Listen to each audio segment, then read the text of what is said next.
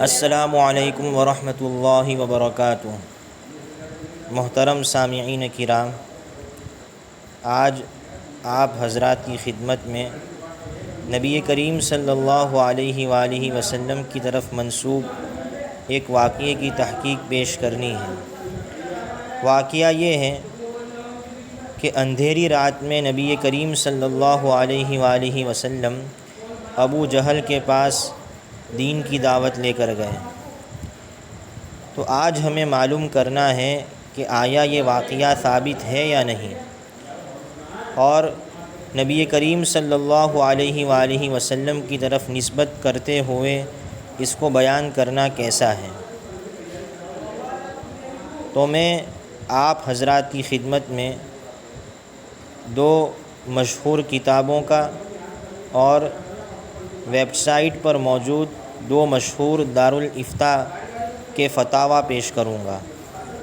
سب سے پہلے تو میں آپ حضرات کی خدمت میں غیر معتبر روایات سے متعلق زمانے کی مشہور کتاب غیر معتبر روایات کا فنی جائزہ کا حوالہ پیش کرتا ہوں۔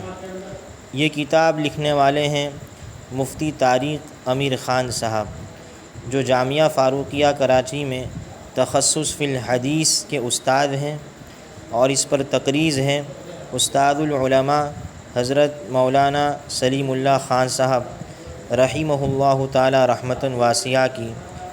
حضرت جامعہ فاروقیہ کراچی کے شیخ الحدیث رہے ہیں۔ اسی طرح حضرت اقدس مفتی محمد تقی عثمانی صاحب اور حضرت مولانا محمد منظور مینگل صاحب دامت برکاتہم العالیہ وغیرہم کے استاد محترم بھی رہ چکے ہیں۔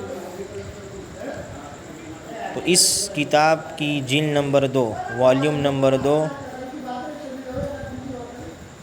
صفحہ نمبر 338 پر اس روایت سے متعلق بحث موجود ہے۔ یہ ہے اس کتاب کی جلد نمبر 2 صفحہ نمبر 338، روایت نمبر 1۔ عنوان قائم کیا ہے ابو جہل کے دروازے پر آپ صلی اللہ علیہ وسلم کا دعوت دینے کے لیے 100 دفعہ جانا۔ روایت: نبی اکرم صلی اللہ علیہ وسلم ابو جہل کے دروازے پر کلمے کی دعوت کے لیے 100 مرتبہ سے زیادہ گئے۔ ایک دفعہ کا قصہ ہے کہ آپ صلی اللہ علیہ وسلم نے طوفانی رات میں ابو جہل کا دروازہ کھٹکھٹایا تو ابو جہل نے اپنی بیوی سے کہا، اتنی رات میں یقیناً کوئی ضرورت مند ہی آیا ہوگا، میں اس کی ضرورت ضرور پوری کروں گا۔ اس نے جب دروازہ کھولا تو آپ صلی اللہ علیہ وسلم کھڑے تھے، اور آپ صلی اللہ علیہ وسلم نے اس سے کہا، کلمہ پڑھ لو کامیاب ہو جاؤ گے۔ ابو جہل نے غصے سے دروازہ بند کر لیا۔ روایت کا حکم۔ آگے حضرت مفتی طارق امیر خان صاحب اس روایت کا حکم بیان فرما رہے ہیں کہ آیا یہ روایت ثابت ہے یا نہیں۔ فرماتے ہیں، تلاش بسیار کے باوجود، یعنی بہت تلاش کرنے کے باوجود یہ روایت سنداً تاحال ہمیں کہیں نہیں مل سکی، یعنی سند کے ساتھ کسی کتاب میں ہمیں یہ روایت نہیں ملی، اور جب تک اس کی کوئی معتبر سند نہ ملے اسے آپ صلی اللہ علیہ وسلم کے انتساب سے، یعنی آپ صلی اللہ علیہ وسلم کی طرف نسبت کرتے ہوئے بیان کرنا موقوف رکھا جائے، بند کر دیا جائے، کیونکہ آپ صلی اللہ علیہ وسلم کی جانب صرف ایسا کلام و واقعہ ہی منسوب کیا جا سکتا ہے جو معتبر سند سے ثابت ہو۔ تو آپ نے دیکھ لیا، حضرت مفتی طارق امیر خان صاحب فرما رہے ہیں کہ اس واقعے کی کوئی سند نہیں ہے، کسی بھی کتاب میں ہمیں یہ واقعہ اور اس کی سند نہیں ملی۔ پتہ چلا کہ یہ من گھڑت قصہ ہے، لوگوں نے بنا لیا ہے۔ اسی لیے ہمیں چاہیے کہ ہم آپ صلی اللہ علیہ وآلہ وسلم کی جانب اس قصے کو منسوب کرتے ہوئے، حضور کی طرف اس کی نسبت کرتے ہوئے بیان نہ کریں۔ ایک دوسری کتاب ہے چند معروف غیر مستند حدیثیں، اس کا صفحہ نمبر 82 ہے۔ پہلے میں آپ کو کتاب کی شروعات دکھا دیتا ہوں، اس کا جو مین پوسٹر ہے، اس کی جو جلد ہے۔ تو کتاب کا نام ہے چند معروف لیکن غیر مستند احادیث۔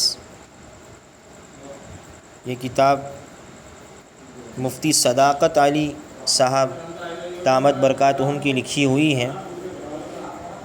اسی کتاب میں موجود ان کے خط سے معلوم ہوا کہ حضرت مفتی صداقت علی صاحب تبلیغ میں سال لگائے ہوئے عالم ہیں اور فی الحال بھی تبلیغ سے وابستہ ہیں۔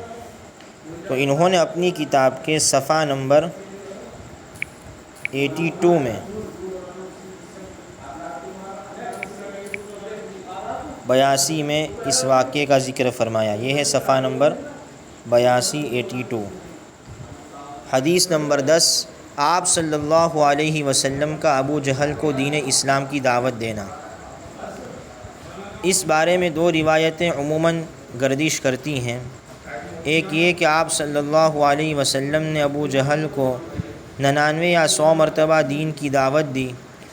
دوسری یہ کہ آپ صلی اللہ علیہ وسلم نے ایک مرتبہ سخت بارش اور سردی میں ابو جہل کے گھر کا دروازہ کھٹکھٹایا تو ابو جہل نے کہا کہ اتنی سخت بارش اور سردی میں ضرور کوئی بہت ہی حاجت مند شخص میرے گھر کا دروازہ کھٹکھٹاتا ہے، میں ضرور اس کی حاجت پوری کروں گا۔ چنانچہ جب اس نے دروازہ کھولا تو آپ صلی اللہ علیہ وسلم سامنے کھڑے تھے، لیکن ابو جہل نے پھر بھی آپ کی دعوت کو ٹھکرا دیا۔ یہ دو روایتیں بھی ذخیرہ احادیث میں بہت تلاش کرنے کے باوجود کہیں نہیں ملی۔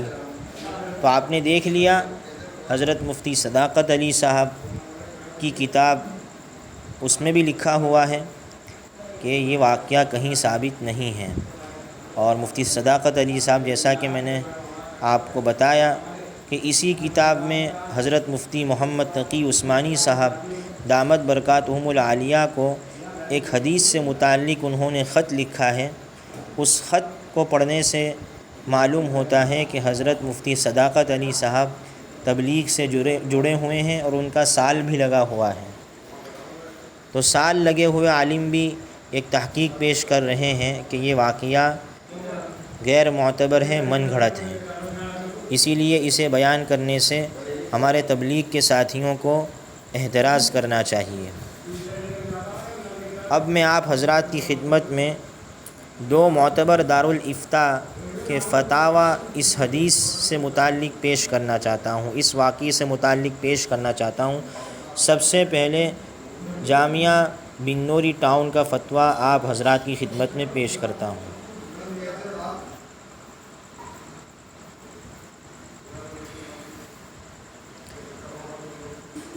یہ ہے جامعہ بن نوری ٹاؤن کا فتویٰ اسی قصے سے متعلق۔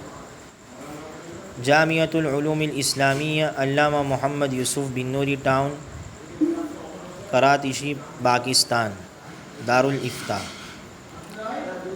آندھی اور طوفان میں حضور صلی اللہ علیہ وسلم کا ابو جہل کے دروازے پر جانا، واقعے کی تحقیق۔ سوال: نبی کریم صلی اللہ علیہ وسلم کا آندھی اور طوفان کے وقت ابو جہل کے دروازے پر جانا، یہ واقعہ بہت مشہور ہے، کیا یہ حدیث سے ثابت ہے؟ جواب: حدیث کی کتابوں میں تلاش کے باوجود ہمیں ایسا کوئی واقعہ نہیں ملا، لہذا جب تک کسی معتبر سند سے اس کا ثبوت نہ مل جائے اسے نبی کریم صلی اللہ علیہ وسلم کی طرف منسوب کر کے بیان کرنے سے احتراز کیا جائے فقط، واللہ اعلم۔ فتویٰ نمبر بھی آپ حضرات کے سامنے اسکرین پر موجود ہے۔ دارالافتاء جامعہ علوم اسلامیہ علامہ محمد یوسف بن نوری ٹاؤن۔ تو آپ نے دیکھ لیا کہ ایک معتبر دارالافتاء کہہ رہا ہے کہ اس واقعے کی کوئی سند نہیں ہے اور اس کا کوئی ثبوت کسی کتاب سے نہیں ملتا۔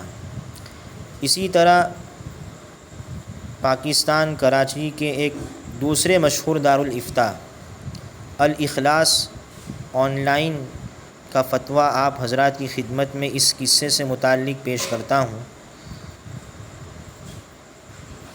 یہ فتویٰ آپ حضرات کی خدمت میں حاضر کیا جا رہا ہے۔ یہ ہے الاخلاص آن لائن، دارالافتاء الاخلاص۔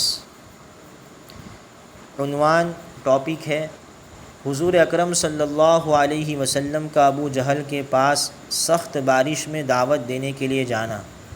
سوال: مفتی صاحب، اس روایت کی کیا حقیقت ہے؟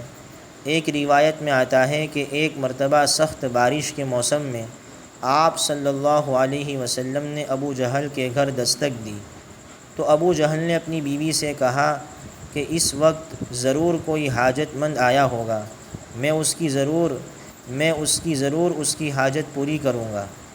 اور جب دروازہ کھولا تو آپ صلی اللہ علیہ وسلم نے فرمایا، اے چچا کلمہ پڑھ لیں، تو ابو جہل نے انکار کر دیا۔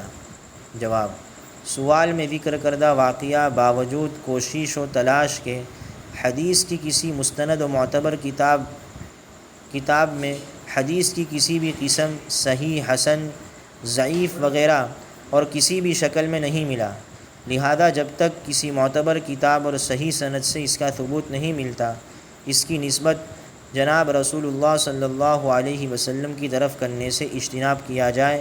واللہ اعلم بالصواب۔ دارالافتاء الاخلاص، کراچی۔ تو میرے بھائیوں، آپ نے دیکھا کہ اس قصے کی کوئی سند اور کوئی اصل موجود نہیں ہے، لہذا اسے بیان کرنے سے احتراز کرنا چاہیے۔ اور میرے بھائیوں، یاد رکھیں، نبی کریم صلی اللہ علیہ وسلم نے فرمایا کہ جو میری طرف کسی جھوٹی بات کو منسوب کرے، میری طرف کسی جھوٹی بات کی نسبت کرتے ہوئے بیان کرے، تو اسے چاہیے کہ جہنم میں اپنی سیٹ بک کروا لے، جہنم میں اپنا ٹھکانہ بنا لے۔ تو میرے بھائیوں، ڈرنے کا مقام ہے، اس واقعے کو بیان کرنے سے خوب اجتناب و احتراز کیا جائے، خوب پرہیز کیا جائے، اور اگر کوئی شخص اس واقعے کو بیان کرتے ہوئے نظر آئے تو پھر نرمی سے اسے سمجھایا جائے، اور ہو سکے تو یہ ویڈیو بھی اس کی خدمت میں پیش کی جائے۔ اللہ تبارک و تعالی ہمیں صحیح علم حاصل کر کے صحیح پیغام امت تک پہنچانے کی توفیق عطا فرمائے۔ وآخر دعوانا ان الحمد للہ رب العالمین۔